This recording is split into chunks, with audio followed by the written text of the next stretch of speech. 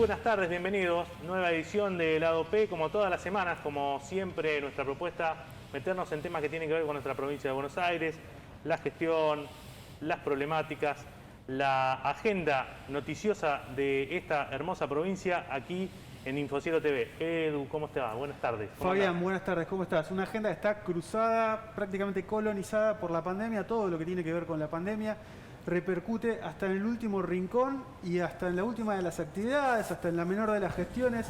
Así que yo calculo que hoy el entrevistado que tenemos va a tener mucho que decir sobre esto, porque las quejas de la gente en relación a servicios públicos, en relación a falencias incluso del propio Estado, a la hora de atender urgencias que se han agravado, están a la orden del día, ¿no es cierto? Exactamente, la Defensoría del Pueblo de la provincia de Buenos Aires tiene ese rol y nosotros nos acompaña hoy Walter Martelo, que es defensor adjunto, que ha trabajado mucho en temas de servicios públicos, entre otras cosas, porque bueno, la gente en su casa, recluida por obligación durante todo el año pasado y ahora también, bueno, reclama y demanda más cuestiones de servicios públicos. Walter, buenas tardes, gracias por estar con nosotros esta tarde.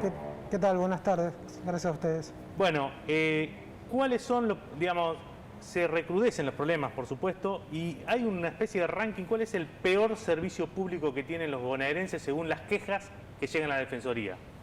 Bueno, básicamente en el conurbano, lo que tiene que ver con los servicios eléctricos, fundamentalmente de sur. Recordarán, siguen el ranking, el sur, porque viene de lejos, ¿no? Lejísimo, sí. Recordarán ustedes que nosotros pedimos la rescisión de ese contrato, un contrato que al momento de otorgarse tenía 99 años de vigencia, con lo cual todavía le restan casi 80. Claro. Y donde quedó demostrado que no han realizado ningún tipo de inversión a partir de que cuando tuvimos, aún en pandemia, altas temperaturas y menor consumo supuestamente de la industria y del comercio que había mermado su actividad, igual se produjeron cortes prolongadísimos en el conurbano que dejó a decenas de miles de personas sin usuarios. Esa gestión o esa intervención con el pedido de rescisión, ¿en qué quedó? ¿Dónde se planteó? ¿Quién lo está discutiendo? Si es que alguien lo discute o quedó en la nada. Sí, nosotros incorporamos toda la documentación de las quejas de la Defensoría al ENRE para que obviamente realicen un monitoreo de lo que nos había pasado en el conurbano bonaerense, pero lamentablemente no es un problema solamente del conurbano y de sur. Ustedes lo ven acá en La Plata con EDELAP, ¿no? Básicamente las empresas se habían consolidado como lugares donde se recaudaba por el cobro de servicios y no se mejoraba en nada la infraestructura. Lo que trajo la pandemia fue justamente la necesidad de interrumpir, si se quiere, la recomposición tarifaria que estaba vigente, habida cuenta que no la podemos pagar, y empezar a discutir una nueva modalidad que esté atada a los ingresos que nosotros tenemos, que era lo que planteábamos en las audiencias públicas, ¿no? Ese criterio que había establecido la Corte de razonabilidad a la hora del pago. Sí, de aumentar, ¿no? Este planteo de rescindir un contrato que está siempre vigente, ¿no? Siempre está en tela de juicio, rescindir los contratos, sobre todo cuando el concesionario no presta el servicio de una forma adecuada. ¿Qué consecuencias traería? O sea, yo supongo que si una empresa tan grande como el Sur pierde un negocio, su negocio, inmediatamente va a tribunales. Pero digamos, a priori daría la sensación de que es tan en flagrante incumplimiento del servicio que tienen que prestar y que sería muy fácil demostrar que el contrato, digamos, está entre las penalidades posibles rescindirlo. Sí, nosotros coincidimos con este criterio. De hecho, aportamos toda la documentación que justamente incorpora los ítems que en el pliego de condiciones de ese contrato por casi 100 años podían originar la rescisión. Es una de las posibilidades. La otra claramente es renegociar la situación. La verdad que nos parece que una empresa que durante 20 años prestó un servicio de pésima calidad, que trascendió las gestiones, que no solamente fue durante la última gestión, quizás la última gestión lo que tuvo es el fuerte incremento de recomposición tarifaria que no se vio corroborado a la hora de invertir, pero en los últimos 20 años, de la época de Menem que se le dio la concesión, la empresa ha prestado un servicio desastroso en el conurbano bonaerense. O sea, es una batalla que se puede ganar. Nosotros creemos que sí, y en todo caso, quiero decir, ¿no? Y en todo caso, lo que se puede es modificar lo que te decía, ¿no? ser más rígido a la hora de controlar las inversiones y ¿Y fundamentalmente... eso a quién le corresponde? ¿Al ENRE? Sí, al ENRE y a la justicia también. Un ENRE que durante un año y pico no existió directamente, ¿no? Porque se disolvió, se iba a crear un ente nuevo que era el EMSE. Pero en la y había primera un limbo. etapa, sí, hubo una intervención, pero en la primera etapa se les aplicó en concepto de multas y de otorgamiento de esas multas en forma directa a los usuarios, un importe equivalente a los últimos 4 años, en 3 meses. ¿Por qué? Porque había cuenta que eran escandalosos los episodios que habíamos sufrido con los cortes en la etapa anterior. Así todo no invierten, digamos. Con No, lo que les porque el cuesta, problema que multas tienen son onerosas, digamos. son onerosas, pero además las apelan y ahí está. No ahí las tenemos- pagan. claro. Ah, no se terminen pagando entonces. O sea, el ENRE llega hasta un punto que Se agota la vía administrativa, Agota- empieza la vía judicial y claro. ahí empezamos con los tiempos de la y justicia. ahí empezamos con sería. el tiempo de la justicia y el usuario. ¿A ustedes le pasó algo parecido con el apagón de Citibel, recordarán? Claro, Sí, sí, cierto. eso de EDELAP. De Delap, ¿no? En el caso de Ahora, Delap. ahora esto es una constante, me llama una reflexión, digo, porque organismos como la Defensoría del Pueblo está en la Constitución que tienen que funcionar en el ámbito nacional, provincial, incluso hay oficinas de ese tipo en los municipios, hacen su trabajo, supongamos, demos el beneficio que hacen su trabajo lo mejor posible, agotan la vía administrativa, o sea, ¿se puede hacer una defensa del pueblo sin una justicia que esté a tono y que dé las respuestas que tiene que dar? Porque si no, siempre estamos en la misma, vamos a la justicia y ahí puede Sí, demorar años. mira, se puede y también se puede implementar sistemas como el que tiene la provincia de Santa Fe. Santa Fe tiene un sistema muy directo de penalidades que directamente, digamos, el corte o la interrupción de un suministro por más de 24 horas te viene automáticamente bonificado en la boleta de... Lo que pasa es que, bueno, cuando ellos privatizaron el servicio, lo hicieron de otra forma que la etapa de Menem.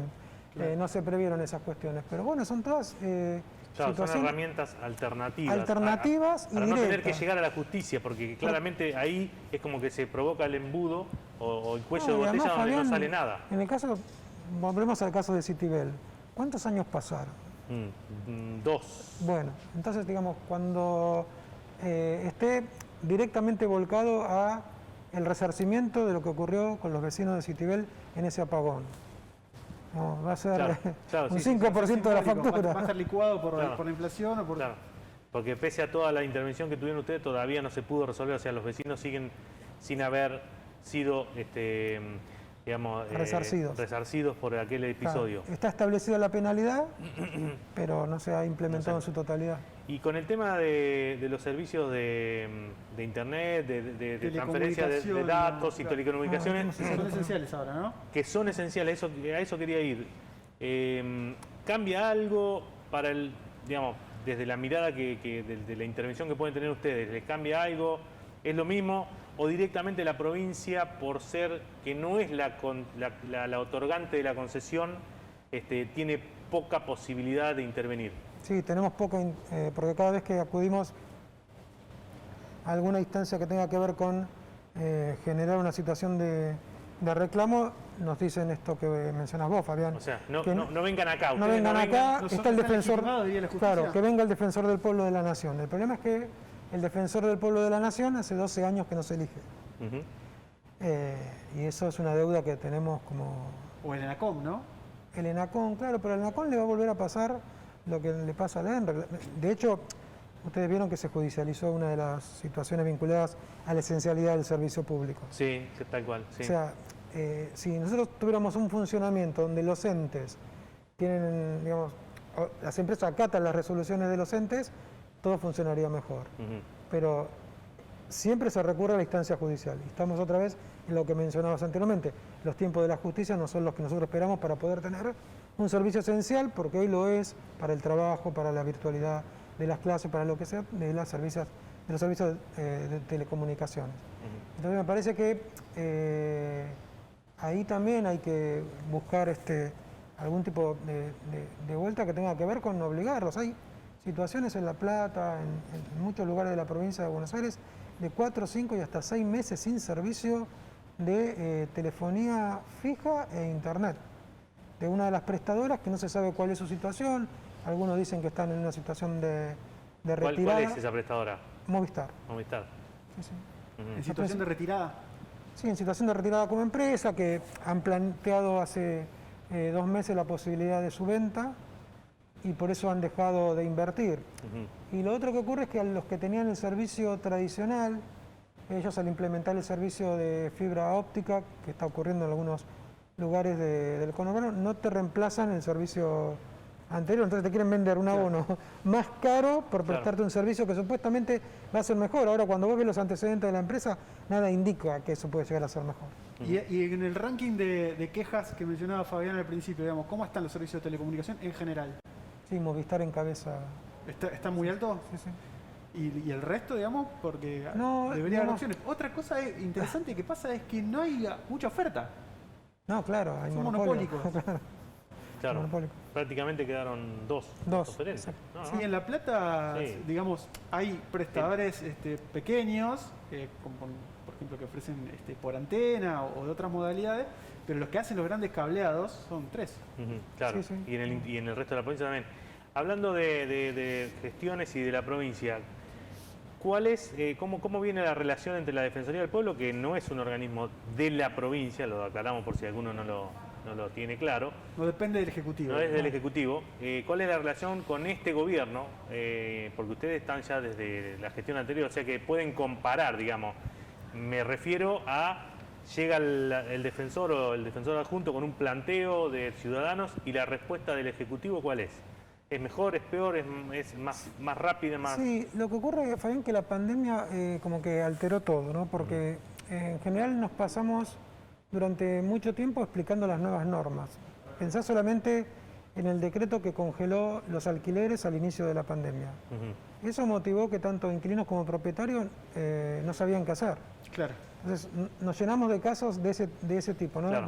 De explicar cuál era... La emergencia. Asesorar, digamos. Claro, Asesorar sobre la emergencia. Asesorar sobre la emergencia y mediar en muchos casos, porque por ejemplo, ese decreto permaneció vigente hasta el 31 de marzo.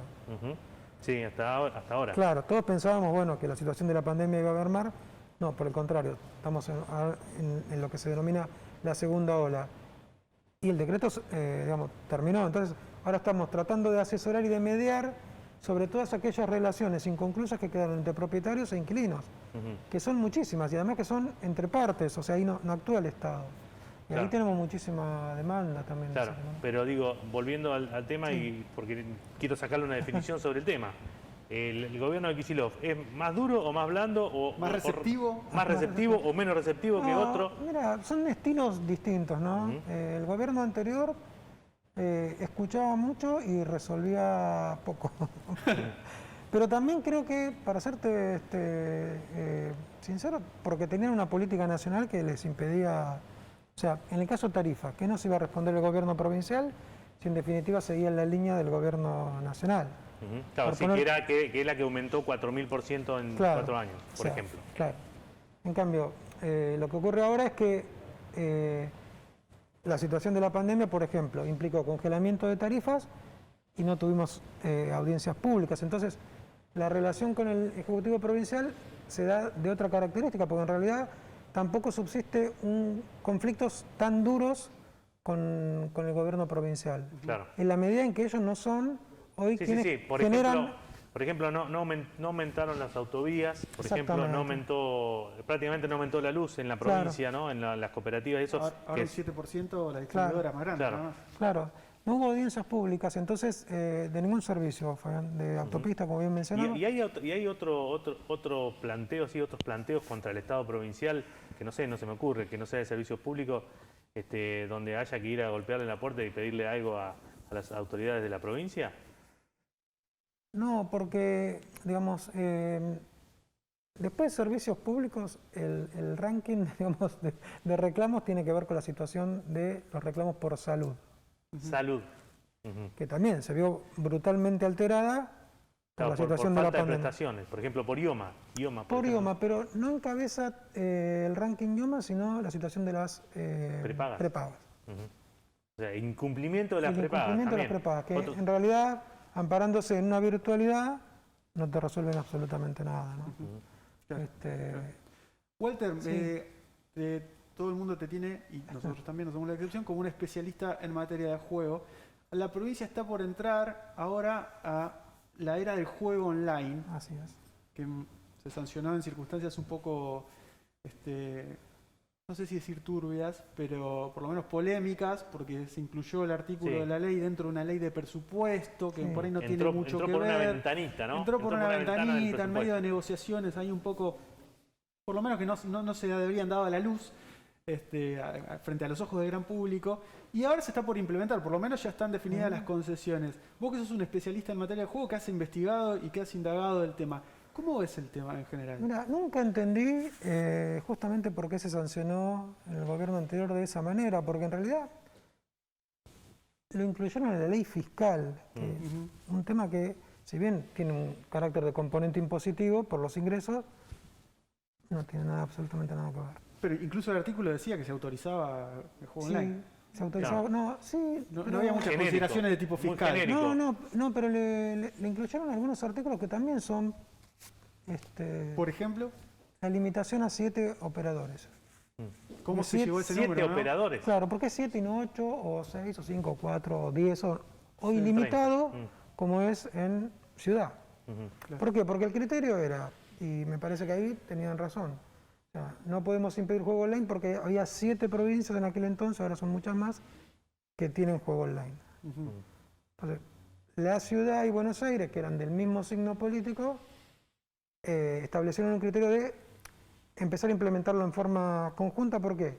Porque si no, lo que iba a ocurrir que si habilitaba primero ciudad y después provincia,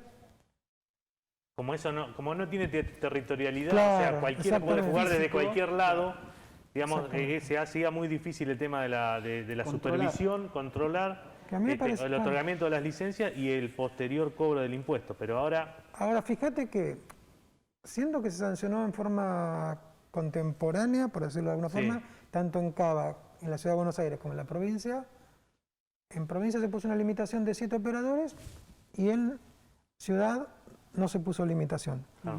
Lo único que hizo ciudad fue intentar restringir que quienes tenían casinos presenciales no pudieran participar del juego online. Los Apuntado dueños- directamente Avanzerici, ¿no? A a Cristóbal Cristóbal López, que, tiene Cristóbal lo- López, claro. que operaba los casinos, Claro. bueno, el grupo APSA, que Cristóbal López vendió, Ujú. Sí. apeló a la justicia y la justicia les dijo que no, que puede participar. Ujú. Bueno, y volviendo a la provincia, Sí. ya se hicieron los llamados Sí. a licitación, ya se está Sí, implementando. había quedado previo al gobierno, previo a la asunción del gobierno de Axel Kicillof, la definición del otorgamiento de las 7 empresas. Ya estaba muy avanzado el proceso. Inclusive se decía que por una cuestión de justamente de obtención de recursos se iba a implementar rápidamente. Las empresas calificaron, se inscribieron 10. UTES son, ¿no? Sí, son porque ese otro sistema, UTES que utilizan nombre de fantasía y que encima suscribieron pero porque no tenían tenían- acuerdo de confidencialidad. Ahora se sabe quiénes son, pero antes no. sí, tenía que ser un operador local con un socio extranjero. Ujú. Así está establecido el marco. ¿Y se sabe qué van a hacer de juego online? Pueden hacer Sí. cualquier cosa. Quieren hacer una tómbola online, quieren hacer apuestas deportivas, pueden hacer cualquier... no hay ninguna limitación. No hay limitación. ¿Y eso cómo pega en la ludopatía, por ejemplo? ¿Cómo pega? Porque el bingo, dentro de todo, qué sé yo, si llueve se te complica ir, Sí, o no sí. sé. O si está cerrado por pandemia, está cerrado. Exactamente. Y ahora, Ahora estás- estaría sos- habilitado. Hoy en pandemia sos la víctima perfecta, ¿no? Sí, pero vos fíjate que la demora en la regulación generó en la provincia de Buenos Aires y en todo el país, pero particularmente en la provincia de Buenos Aires, que no tiene habilitada la modalidad online, el crecimiento exponencial de los bingos virtuales, clandestinos obviamente, que nosotros denunciamos hace 4 meses, a tal punto que el propio Instituto de Lotería de la provincia de Buenos Aires tuvo que habilitar un sitio específico para denunciarlos.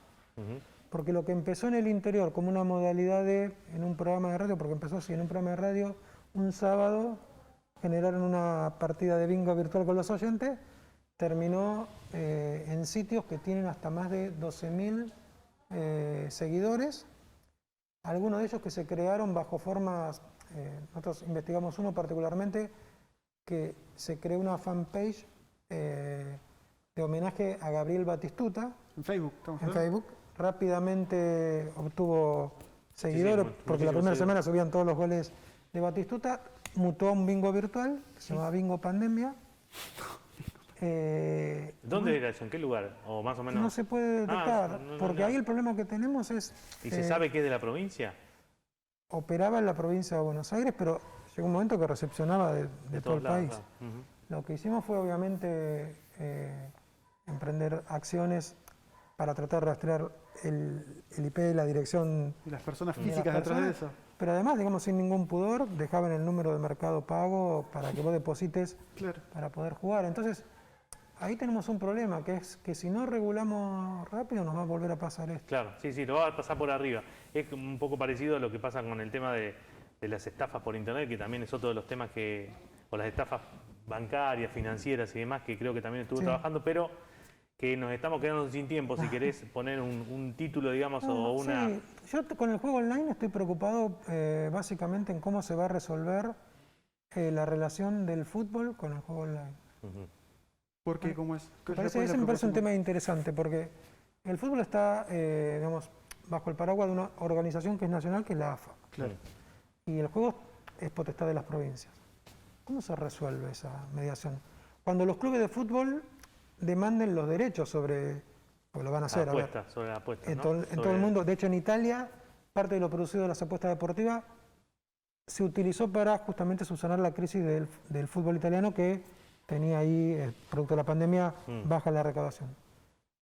Yo siempre digo, las apuestas deportivas en el largo plazo, 5 o 10 años, van a ser para el fútbol tan importante como los derechos de televisión. Me parece que ese proceso hay que seguirlo muy de cerca. Claro, bueno, muy bien. Walter, quedamos entonces para seguir charlando sobre algunos temas que tengan que ver con esto, tal vez cuando termine esta pandemia, esperemos poder encontrarnos ya sin barbijo y demás, pero por ahora te agradecemos mucho. No, yo a ustedes, muchas gracias. Gracias. Walter Martelo, defensor adjunto del pueblo de la provincia de Buenos Aires, estuvo charlando con nosotros. En un ratito volvemos con más Lado P.